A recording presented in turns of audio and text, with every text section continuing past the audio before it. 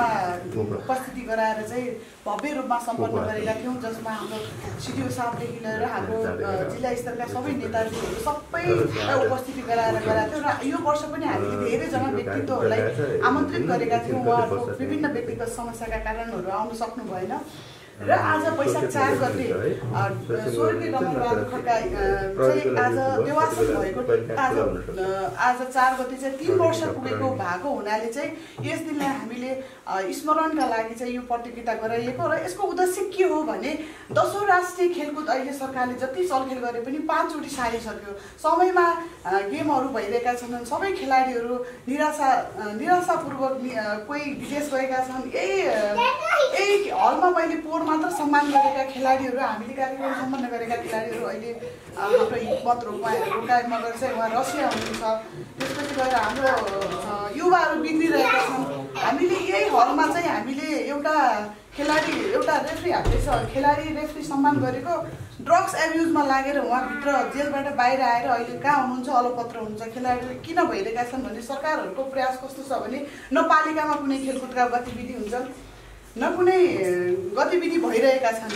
अझ नारायण नगरपालिकाको हकमा त एकदम जिरो लेभल नै भएको छ, किनभने न नगर कप भइरहेको छ, न अध्यक्ष कप भइरहेको छ, न वार्ड स्तरका कुनै पनि खेलकुद प्रतियोगिताहरू भइरहेका छन्। भएको टुडी खेललाई पनि संरक्षण गरिएको छैन। सम्भावित भएका खेलाडीहरू अब यस्तै हुने हो भने अबको 10 वर्षसम्म चाहिँ दैनिकले कुनै पनि खेल क्षेत्रको खेलाडीहरू उत्पादन गर्न सक्दैन भन्ने कुरामा चाहिँ ग्यारेन्टी दिन सक्छु, किनभने हामीसँग प्रशिक्षकहरू पनि हुनुहुन्न। यही जिल्ला खेलकुद विकास समितिको अफिस हेर्नुहोस्, कति महिना भयो बन्द छ। यहाँ कार्य कर्मचारीहरू पनि आउनु भएको छैन, किनभने प्रदेश बजेटले एउटा कार्यालयको बजेटको अनुरूप एउटा तलब पनि पठाइदिँदैन। यहाँको चलायमान हुनका लागि विभिन्न कुराहरू अभाव छ। न पदाधिकारीहरूको बैठक बस्छ, न पदेन सदस्यहरूको बैठक बसिरहेको छ। त्यसै अनुरूप चाहिँ मैले जिल्लामा खेलाडीहरूलाई के एउटा प्रेरणा मिलोस्, यो खेल आज जुन जिल्ला स्तरीय छ, भोलिका दिनमा चाहिँ राष्ट्रिय स्तरमा लड्न सकुला नसकुला मेरो एउटा व्यक्तिगतको अहमताको कुरा भयो र मैले यो लिन सक्छु कि भनेर मैले दोस्रोसम्म चाहिँ सफल हुन सकिरहेको छु। मलाई अहिलेसम्म यो हल पनि एउटा सानो पनि मेरो लागि सहयोग हो। यसको लागि म जिल्ला खेलकुद विकास समितिको अध्यक्षज्यूलाई एकदम हार्दिक कृतज्ञता गर्न चाहन्छु र आगामी दिनमा पनि सहकार्य गरेर खेलाडी भाइ बहिनीहरूसँग अगाडि बढेर जान चाहन्छु। अब मैले हरेक दिन आफ्नो व्यक्तिगत भोलिन्टियरको हिसाबले पनि मैले तल कबडहरूमा खेलाइरहेको हुन्छु, किनभने अहिले सिसा फुटेका छन्, कबडहरू ध्वस्त भएको छ। नारायण नगरपालिकाले हस्तान्तरण गरिसकेपछि त्यसलाई सुरक्षा दिन सक्नु पर्थ्यो। कति कार्यकर्ता भर्ना भर्ना गराउनुहुन्छ, कतिलाई जागिर दिनुभएको छ, एउटा सुरक्षा गार्ड दिन सक्नुहुन्थ्यो उहाँले। त्यो कबडल त्यस पानीमा हामी सुरक्षा हुन सक्थ्यौँ। कबडल भनेको खेलाडीहरूको मन्दिर हो, अहिले मन्दिर ध्वस्त छ भनेपछि हामी त हाम्रो लागि त दसैँ तिहार भनेपछि त्यही गएर मनाउने हो त्यो कबडल। त्यस्तो खालको अवस्था भएको हुनाले चाहिँ म एकदम निराशा छु होइन। त्यस कारणले गर्दा यी खेलहरू हामीले वर्षको वर्ष गरि नै राखेका छौँ। जिल्लामा कुनै पनि प्रतियोगिता नभइराख्दा, 10औं राष्ट्रिय प्रतियोगिता नभइराख्दा अहिले यो प्रतियोगिता हुन पाउनु भनेको चाहिँ हाम्रो लागि गर्वको कुरा हो। खेलाडी भाइ बहिनीहरू पनि एकदम उत्सुकताका साथ आउनु भएको छ। उहाँहरूको आफ्नो व्यक्तिगत समस्या छ, कसैको केही छ। आज धेरै खेलाडी विजेता साथीहरू पनि यहाँ आउनु भएको छैन, किनभने उहाँहरूको पनि व्यक्तिगत समस्या गर्नुपर्छ, जागिर गर्नुपर्छ, केही होला। खेलाडी हुनुहुन्न थियो, किन गराइयो भनेर सबैलाई प्रश्न उठ्छ।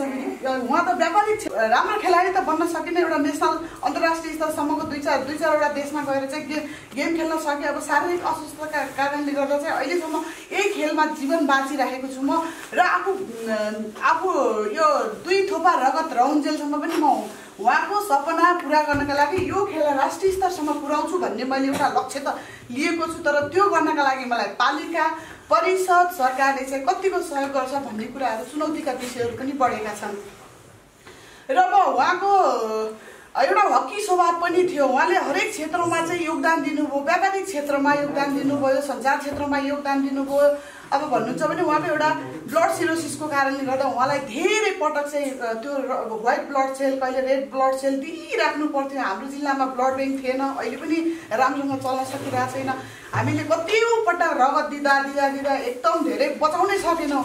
हाम्रो यहाँ आज अतिथि आउनु भएको छ, आदरणीय व्यक्तित्व अमर सुनार, उहाँले पनि दिनुभएको रगत धेरै दिँदा रगतले ठेक्न सकेन शरीरमा, त्यस्तै भयो होइन। त्यस्तो कारणले गर्दा प्रेसर अट्याक भएर चाहिँ हामीले गुमाउनु पर्यो। र आज उहाँ नभए पनि उहाँका उहाँले देखाएको मार्ग निर्देशनमा अगाडि बढेर हामीले काम गरिरहेका छौँ, अझै पनि गर्न बाँकी छ भन्न चाहन्छु। र अब कार्यक्रममा पालो भएको छ मिठो शब्द अगाडि आएर भनिदिनु हुन अनुरोध गर्दछु।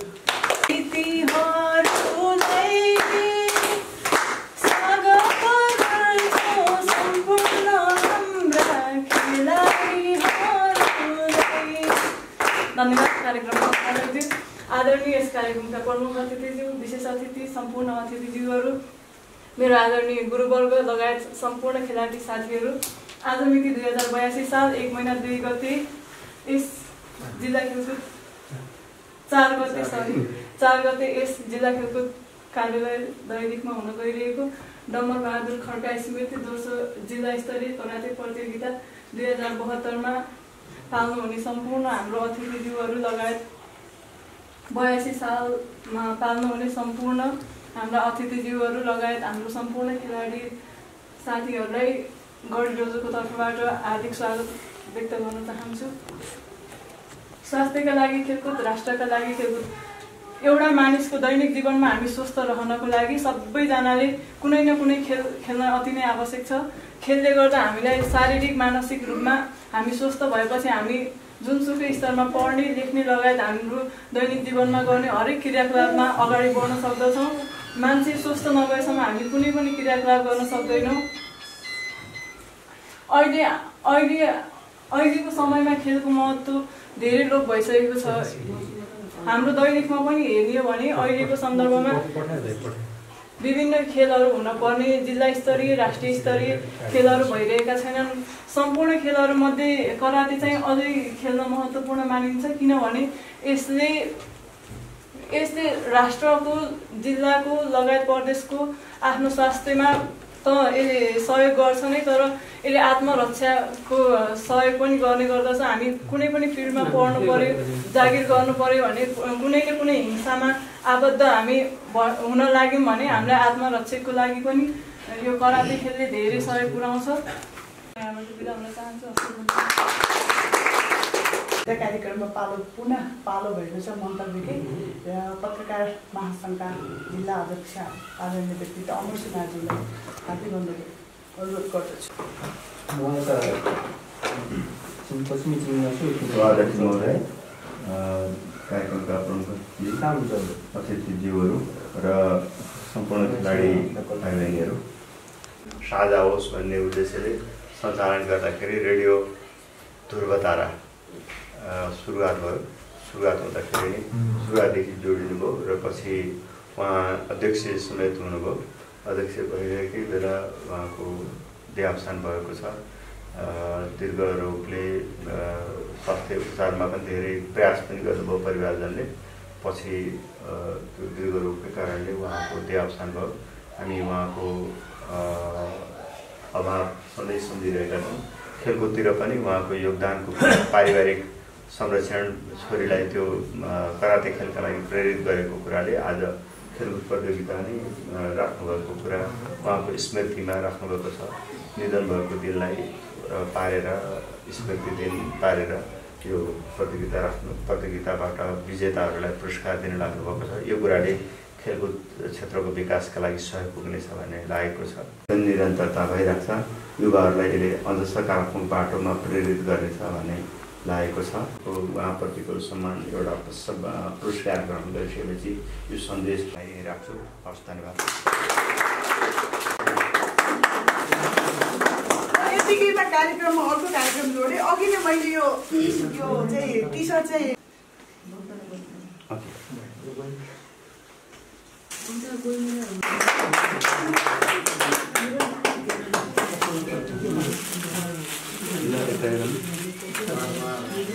बबिता यहाँ लगाइदिनु पर्यो। यो पनि टिका लगाइदिनुहोस्।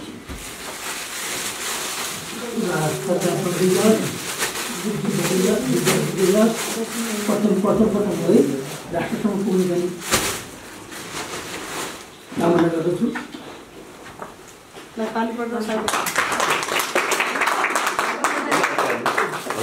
हजुरले पनि यता हेर्नु होला है।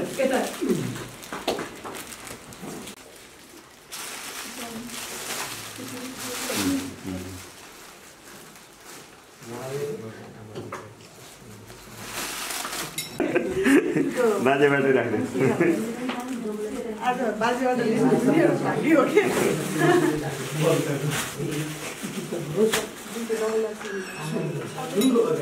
प्रमाणपत्र छ ल टी-शर्ट पठाइ के नाम तपाईँको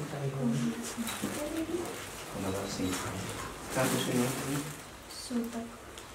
ल पानी बोतल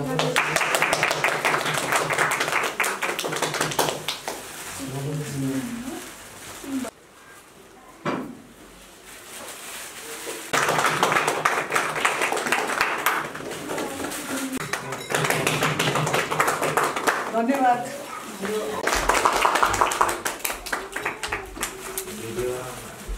र दोस्रो स्थान हासिल गर्नुहुने अर्जुन बोरा भाइलाई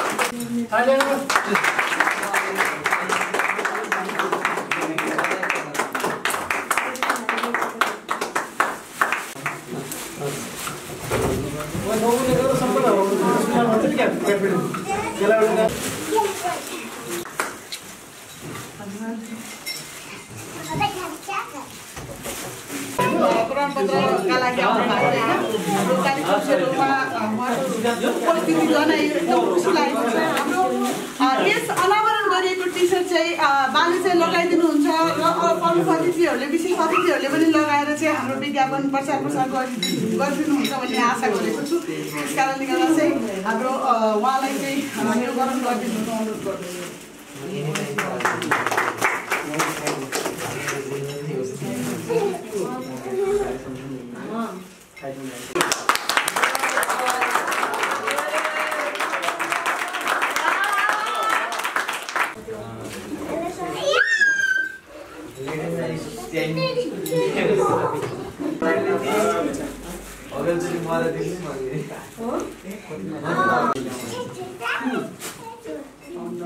यो खेल आगोचोडी चाहिँ कस्तो हुन्छ भने अलि टाढैबाट गरेर चाहिँ हामीलाई उपलब्ध हल उपलब्ध सेमिनारहरू गराएर चाहिँ यो कार्यक्रम ठुलो हिसाबले चाहिँ गराउने मैले लक्ष्य लिएको छु र अब कार्यक्रममा पालो भएको छ आफ्नो मन्तव्य राखिदिनु हुन आजका यस कार्यक्रमका मुख्य आकर्षक डाक्टर छविराम सुवेदीज्यूलाई हार्दिक अनुरोध गर्दछु।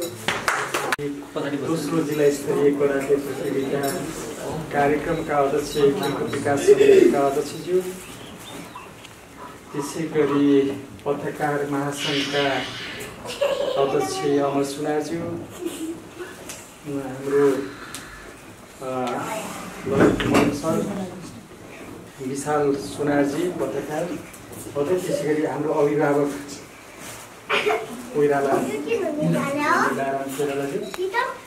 लगायत यो आजको मुख्य आकर्षणको केन्द्रमा हुनुहुने हाम्रो खेलाडी भाइ बहिनीहरू त्यसै गरी रेफ्री पनि हुनुहुन्छ होइन रेफ्री र भविष्यको खेलाडीहरू पनि एकदम बसिराख्नु भएको छ उहाँहरू पनि खेलाडी यहाँहरू सबैमा नमस्कार अभिवादन।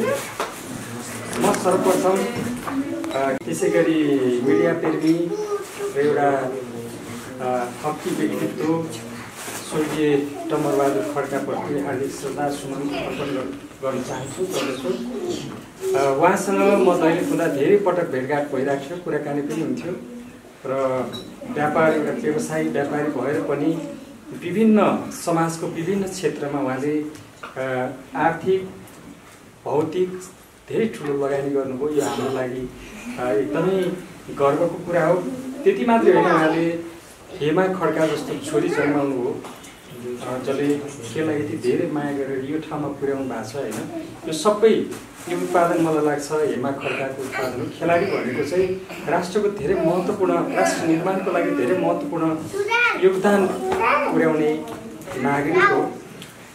खेलले व्यक्तिलाई अनुशासित बनाउँछ, स्वस्थ बनाउँछ र राष्ट्रप्रति समर्पित बनाउँछ। यद्यपि 3 तहको सरकार छ देशमा, त्यो 3 तहको सरकारबाट अघि सुरुमा विशालजीले हाम्रो मित्र विशालजीले भने जस्तै या के अरे हाम्रो हेमा खड्काले भने जस्तै जति लगानी हुनुपर्थ्यो खेलकुदमा त्यति हुन नसकेको कुरा एउटा तहको सरकारको प्रमुख भएको हैसियतले मैले पनि स्वीकार गर्नुपर्छ। यद्यपि हाम्रो कोसिस जारी छ।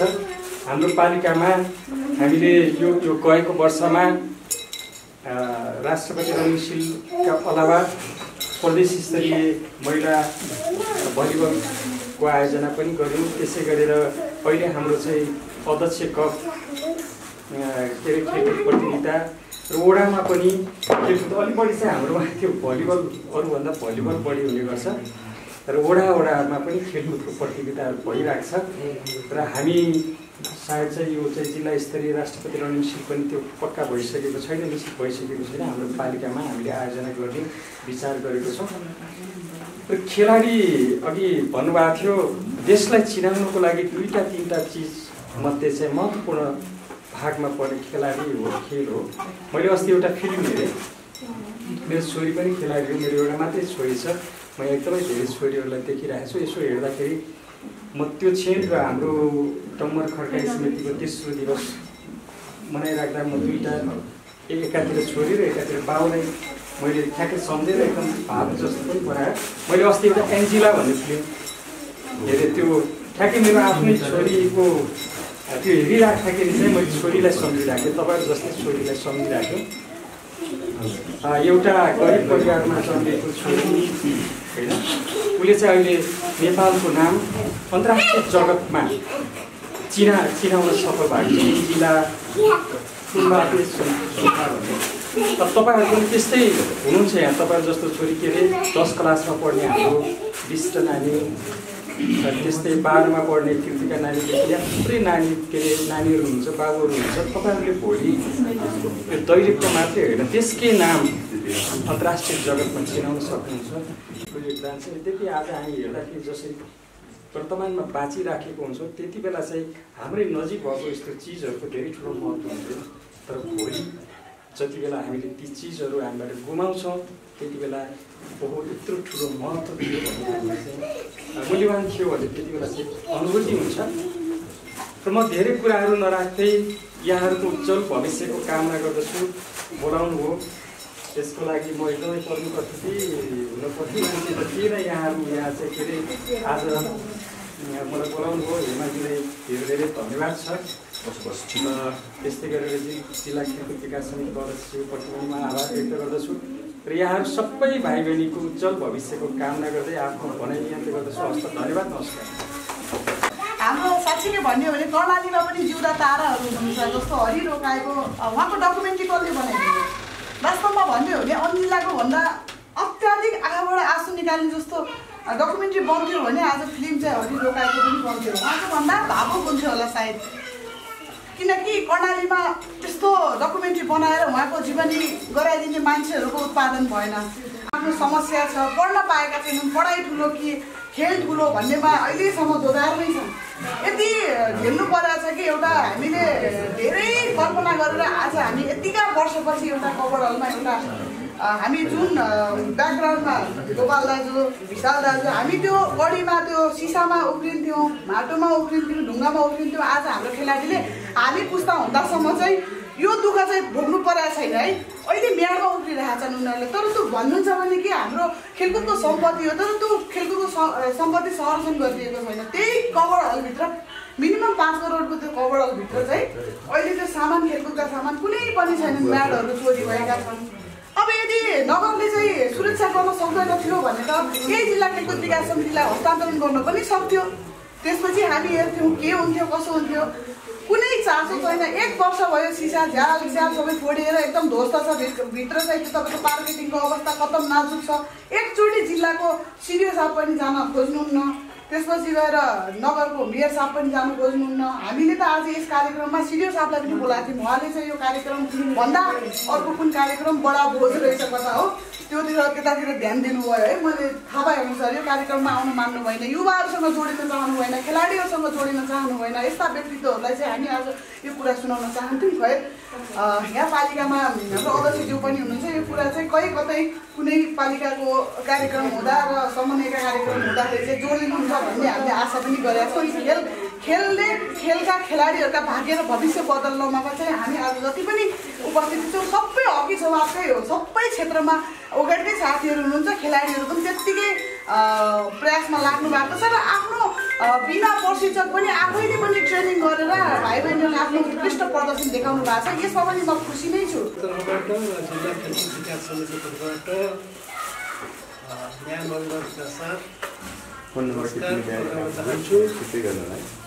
म तपाईँहरूलाई आज डम्बर दाजुको कार्यक्रममा दाजुलाई मनैदेखि सम्झिन चाहे। दाजुसँग मेरो धेरै लामो साथ पनि भयो, छलफल पनि। सबैभन्दा नेपाली सेनामा अथवा प्रहरी सशस्त्रमा एकदम अनुशासन हुन्छ र त्यहाँभन्दा बढी खेलाडीमा हुन्छ र खेलाडीहरूको चाहिँ अनुशासन छानियो भने चाहिँ मार्सल आर्टमा हुन्छ। मार्सल आर्टको अनुशासन भनेको सेनाको जस्तो हुन्छ। अन्त धेरै बिग्रिसक्यो खेलाडीहरूको अनुशासन, धेरै बिग्रिसक्यो होइन। त्यो खेलाडीहरूको मात्र नभइकन त्यो सबै जिम्मेवारी दिनुपर्छ, त्यो जिम्मेवारी हामीले पनि लिनुपर्छ होइन। अनि अर्को कुरा के सम्झन चाह्यो भने चाहिँ उनीहरू चुप्लागाई अर्को कुरा के सम्झन चाह्यो भने चाहिँ 13औं राष्ट्रपति भनिन्छ जो हामीले जिल्लामा बजेट गेम गरायौँ, चामुण्डामा गेम गरायौँ र हामीले बिना बन्द प्रदर्शन राखेर क्लच गेममा नराखिकन हामीसँग बजेट थिएन, पुँजी थिएन। त्यसपछि हामीले गएर सिधै सुर्खेत लगेको जुन फिल्डमा जान्छ त्यो खाली फर्किएको छ, जुन फिल्डमा जान्छ त्यो खाली फर्किएको छ, सुरुमा फर्किएको छ। एउटा कविता चन्द बहिनीले 14टाको उनले 3000 करोड मेरो आँखाभरि आँसु आएको थियो। अनि म यता भलिबलतिर थिएँ, भलिबल पनि पहिले बढ्न भइसकेको थियो।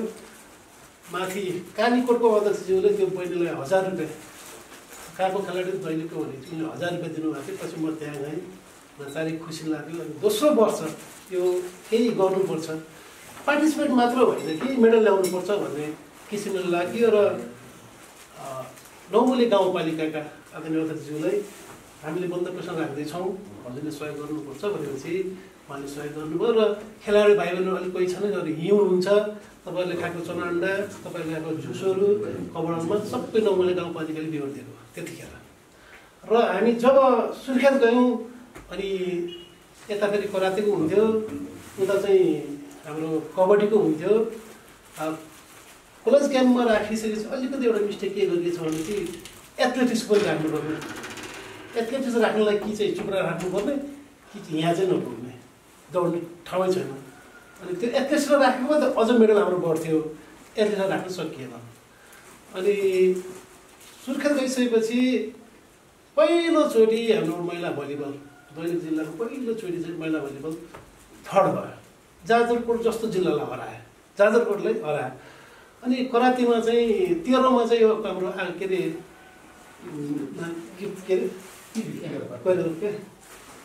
प्रतीक्षा बहिनी र अनि अर्को 2 जनाले चाहिँ 3rd मेडल, त्यतिखेर के 2nd मेडल। त्यतिखेर नेसनल सेकेन्डलाई पनि नेसनल ल्याइन्थ्यो, अहिले चाहिँ फर्स्टले मात्र ल्याइन्छ। अनि त्यतिखेर उहाँ 2टाले 2nd र एउटा 1st आएको थियो। यसपालि चाहिँ गत वर्ष चाहिँ हामीले भलिबल महिला भलिबलमा 3rd भयो। करातेमा हाम्रो कति 2टा मेडल आयो, गोल्ड मेडल 3rd पनि आयो, 2nd पनि आयो। कर्णाली प्रदेशको राजधानी सुर्खेतमा त्यो मार्सल आर्टको गेम हुने बेलामा 47वटा गोल्ड मेडल मध्ये 45वटा गोल्ड मेडल सुर्खेत थियो भने चाहिँ 2टा गोल्ड मेडल दैले खायो, अरू जिल्ला 0। त्यो पहिलाको सरकारले निकाल्दा त कहिले पाए, अब यिनीहरूले यो साल पाउनु पर्ने। तिमी नेसनल 3rd भएको होइन भनेको कति 25,000 राष्ट्रपतिको 15, 10, 25 र सिनियरको हो क्या 2जना नेसनल होइन। त्यसै उहाँहरूले। अनि अर्को कुरा हाम्रो एउटा अप्सरा माझी भन्ने बहिनी छ, 8 20को चेतन माझीको छोरी। ऊ यति डटेर खेल्यो, यति डटेर नेसनलमा उसको ढाड नै समस्या भयो। अहिले पनि अस्ति राणामा खेल्न गएर ढाडकै समस्या भयो होइन। फेरि अहिले पहिला चाहिँ मार्सल आर्ट चाहिँ हुन्थ्यो, रिस्की गेम मानिन्थ्यो। अहिले मार्सल आर्ट भन्दा त कबड्डी धेरै रिस्की हुन लाग्यो, कबड्डी एकदम रिस्की हुन लाग्यो। अहिले मार्सल आर्ट चाहिँ धेरै सुधारिसक्यो। त्यसपछि गएर नेसनलमा पनि हामी कर्णाली प्रदेश सेकेन्ड भयो। भलिबल चाहिँ पहिलोचोटि नेसनलमा पुरुष भलिबल प्रथम भयो। हाम्रो दैलेख जिल्लाबाट विवेश साई भन्ने हाम्रो उहाँको चामुण्डा कलेक्ट पढ्नु भएको थियो। उहाँले पनि पैसा त्यतिखेर त 25,000 कति पाउनु भएको थियो। अनि